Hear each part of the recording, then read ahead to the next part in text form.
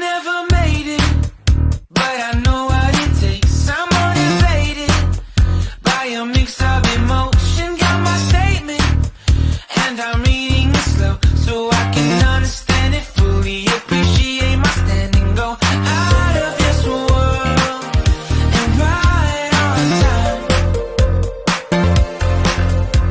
Oh, never in my life have I seen the sky light up like this.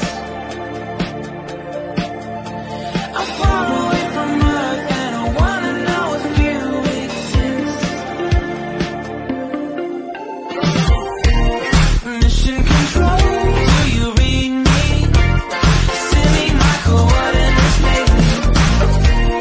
Mission control, am I drifting? Tie me to someone who will love me, yeah. Wait, I think I'll last a bit longer, fine. Welcome everyone to another Ref Brandon and the Todd family YouTube video. Wherever you are, whatever you may be doing, thank you so much for making Ref Brandon and the Todd family part of your day. We always greatly appreciate it.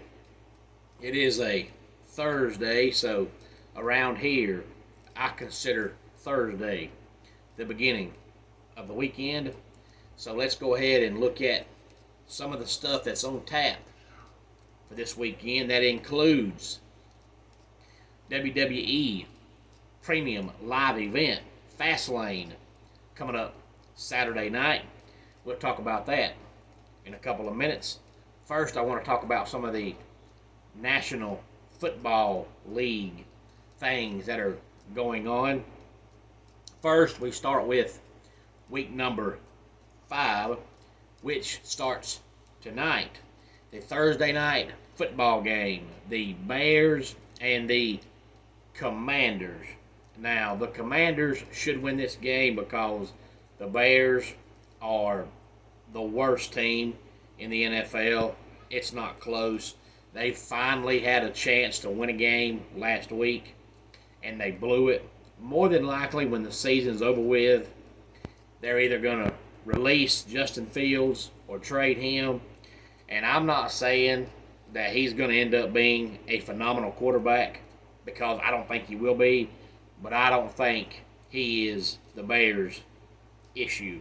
I believe that team just needs to get rid of everything and everybody and blow everything up and start over again, which I think they're going to do that. And normally when teams do that, they start with the quarterback.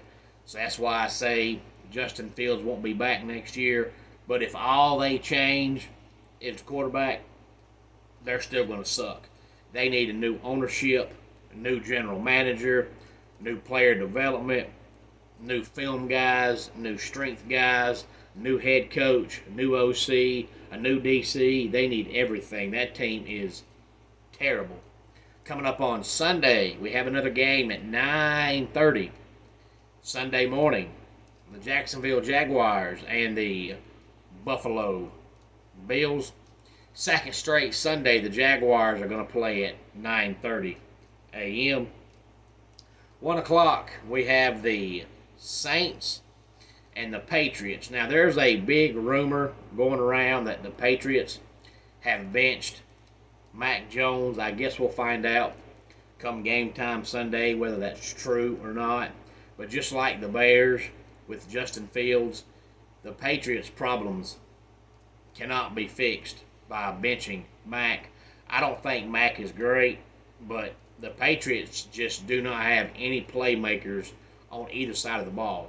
And I don't care who your quarterback is, you have to have some kind of playmakers, some kind of game-changing players, and the Patriots don't have that.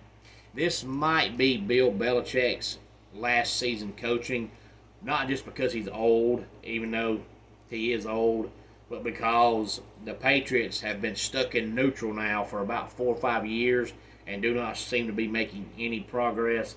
I have a feeling ownership's going to go to Bill Belichick and say, Bill, something needs to be done. I think Bill's going to say, well, instead of y'all firing me, I'll retire. So I think this is Belichick's last year. Also, 1 o'clock on Sunday, we have the Titans, and the Colts. Now, the Colts are much better than expected because I don't think anybody thought that Richardson was going to be this good to begin with, but especially this good, this fast. He's just fun to watch. And Jonathan Taylor wanted out, but if the Colts keep playing the way they're playing, he's going to end up being just fine staying in Indianapolis. Also, 1 o'clock Sunday, we have the Ravens and the Steelers. And speaking of quarterback changes, it looks like the Steelers are going to have to go with Mitch Trubisky, but that's not because Kenny Pickett got benched, even though he's played bad enough to be benched, but because it looks like he's going to be out with an injury. Also, 1 o'clock on Sunday, we have the Panthers and the Lions. Then we have the Texans and the Falcons. And just like the Colts, the Texans are much better than anticipated because CJ is the real deal. If you listen to the man talk, just listen to him. He seems so humble, but he seems like somebody that has a huge desire and huge passion to win. So the Texans are going to be way better than expected this year. Also, 1 o'clock, we have the Giants and the Dolphins. And then at 4:05, we have the Bengals and the Cardinals. 4:25, we have the Jets and the Broncos. 4:25, we have the Chiefs and the Vikings.